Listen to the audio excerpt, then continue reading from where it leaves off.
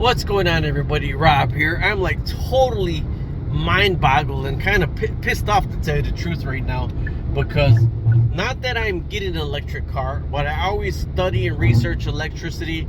My neighbor across the alley from me got an electric car, right? But in Chicago, in these old houses, we have 100 amp service and 200 amp service. Like, there's no way everybody on our car could have a block can have an electric car, because the grid won't be able to handle it, right? But my concern, my question, and I was on a hold with ComEd, and not one person could answer my question, and his last lady had freaking attitude. But either way, my only question is, if you were going to have, say we have 100 amp service connected to our house, it's an older house, 100 amp service connected to our house.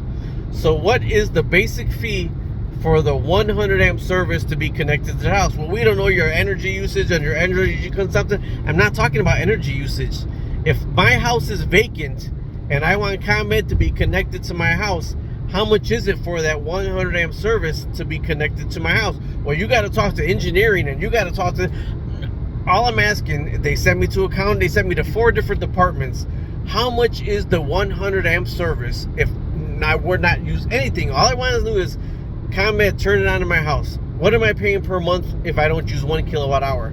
Now I want to compare that to if I have the 200 amp service, because if you're having an electric vehicle, then you have to have a well, you need a crew. Do you have an engineer? I'm not asking about anything to be installed.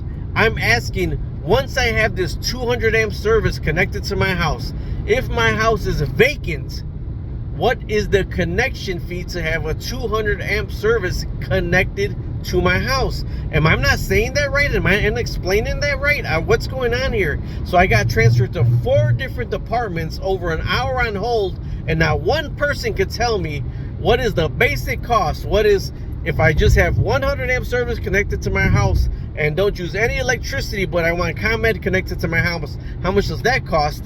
And if I go to 200 amp service, because say I got this electric car and I don't use the electric car, I don't like it after all, I don't have it, but now I got 200 amp service connected to my house, is that costing me more money over the long run just to have a 200 amp service connected vice a 100 amp service connected?